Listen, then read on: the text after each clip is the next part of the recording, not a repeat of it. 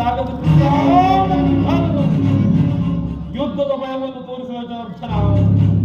ಯುದ್ಧವು ಕ್ಷತ್ರಿಯ ಧರ್ಮ, ಅರ್ಥ, ಕಾಮ, ಮೋಕ್ಷ ಮತ್ತು ಜೀವನದ ಹೇತುವಾಗುತ್ತದೆ. ಯುದ್ಧದ ಫಲವಾಗಿ ಕ್ಷತ್ರಿಯನೆಂದಿಗೂ ಭಯಪಡುವುದಿಲ್ಲ, ಭಯಪಡಲಾರನು. ದುರ್ಯೋಧನ, ನಿನ್ನ ಅಭಿಷ್ಟವು ಯುದ್ಧವಾದರೆ ಅಗತ್ಯವಾಗಿ ಅದನ್ನೇ ಹೊಂದುವೆ. ಆದರೆ ಇದು ನಿನ್ನ ಯುದ್ಧವಲ್ಲ, ಭಯಂಕರವಾದ ಆತ್ಮಹತ್ಯೆ, ಪಾಪಾಶಯ, ಗುರುಕುಲದ ಕಳಂಕ ಸ್ವರೂಪ. ನೀನು ಮಾಡಿದ ಅಪರಾಧಗಳೇನೆಂದು ಕೇಳುವ? ರಾಜಸೂಯ ಯಾಗದಲ್ಲಿ ಪಾಂಡವರ ಸಂಪರ್ಕವನ್ನು ನೋಡಿ ಹರಿಬಿಡ ನೀನು. ಈ ಶಕುನಿಯ ಕೃಷ್ಣನನ್ನು ಶಪಥ ಯುದ್ಧ ಕೇಳಿದ್ದನ್ನು ಮರೆತಿಲ್ಲ ಕೃಷ್ಣ. ಸಹೋದರನ ಪತ್ನಿಯನ್ನು ರಾಜಸಭೆಗೆ ಎಳೆತರಿಸಿ ನೀನು ಮಾಡಿದ ಹವ್ಯಾಖ್ಯ ಅಪರಾಧವು, ಅನಂತ ಕಾಲವು ಪ್ರಳಯದ ಧೂಮಕ್ಕೆ ನೀನ ನೀಚ ಸುಕೃತಿಯನ್ನು ಹಿಂಬಾಲಿಸುವುದು ನೆನಪಿನಲ್ಲಿಡು. ಧರ್ಮನಿಷ್ಠರು, ಸ್ನೇಹಶೀಲರಾದ ಆತ್ಮೀಯ ಬಂಧುಗಳಲ್ಲಿ ಜಗನ್ಯವಾದ ರಾಕ್ಷಸ ವೃತ್ತಿಯನ್ನು ತೋರಿಸಿದೆ. ವಾರಣಾವತಾರದ ಹರಗಿನ ಮನೆ, ಏಕಚಕ್ರ ನಗರದಲ್ಲಿ ಕುಂತಿಗಾದ ಭಂಗ, ವಿಷಪ್ರಾಸನ, ಸರ್ಪಪಂಚ ಇವೆಲ್ಲವನ್ನೂ ಮರೆತಿಲ್ಲ ಕೃಷ್ಣ. ಭೀಷ್ಮ ದ್ರೋಣಾದಿ ಗುರುಜನರ ಮಾತನ್ನು ನಿರಾಕರಿಸಿ ಅನ್ಯಾಯ ಆಚರಣೆಯಲ್ಲಿ ಪ್ರಮತ್ತನಾದ ಶ್ರೇಯಸ್ಸು, ಕೀರ್ತಿಯು ಲಭಿಸಿತು. ಅವನಿಂದ ಕೆಟ್ಟರು ಸೂರ್ಯ ಕೆಟ್ಟದನ್ನು ಪಟ್ಟು ಹಿಡಿದ ಈ ಕಚ್ಚರ ಕಟ್ಟಾರು ಚಕ್ರೇಶ್ವರನ ಕೆಳಗೆ ಆನಂದಮಯ ಸಭೆಯಲ್ಲಿ ಕೈ ಚಪ್ಪಳದ್ದು ಕೇಳಿ ಆ ನಿನ್ನ ಪಾಂಡವರ ಸತಿ ಅಂದೇ ತೊಟ್ಟೆನು ಕೃಷ್ಣ. ಈ ಛಲವನ್ನು ಒಡೆಯನಾದ ಸ್ವಯಂ ಭೂತನಾಥೇಶ್ವರನೇ ಕಾಲ್ ಕೆದರಿ ಕಲಿವಂಶದಿಂದ ಉದ್ಭವಿಸಿದ ಈ ಗುರುಕುಲ ಸಾಮ್ರಾಜ್ಯವು ಕುರುಕ್ಷೇತ್ರದ ರಕ್ತದ ಒಳಗಿನಲ್ಲಿ ಕೊಚ್ಚಿ ಅಷ್ಟೈಶ್ವರ್ಯ ಸಂಪನ್ನ ಗುರುಕುಲ ದೀಪ ಅಭಿಮಾನಧರನೆಂಬ ನಾವು ಭಾಷಣದ ಮಣ್ಣಲ್ಲಿ ಮಣ್ಣಿನ ಮಣ್ಣಾಗಿ ಛಲವನ್ನು ಬಿಡೆ, ನೆಲವನ್ನು ಬಿಡ.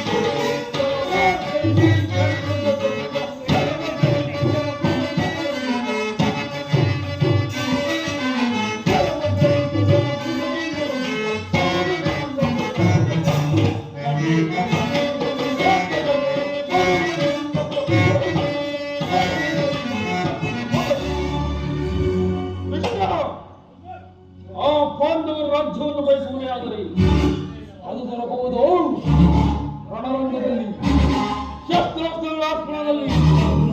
ಸಂಧಾನೆಂದಿಗೂ ರಾಜ್ಯ ದೊರಕುವುದು ಇಲ್ಲ. ಛಲ ತೊಟ್ಟು ಮಾಡುವ ಯುದ್ಧ ಕಡಾಕಡಿ. ಸತ್ತರೆ ಸಾಯುಜ್ಯ, ಬದುಕಿದರೆ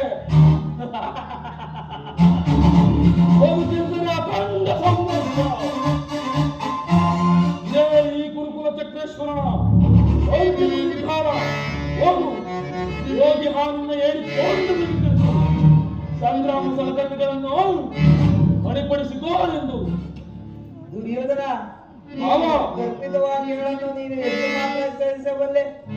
ಸಭೆಯಿಂದೀಗಲೇ ನಿಲ್ಲಿಸಿ ನಡೆಯಲಿ, ಹೋಗೋಣ. ವಿಶ್ವಾಸನ ನೀನೇನು ಹೇಳುವೆ?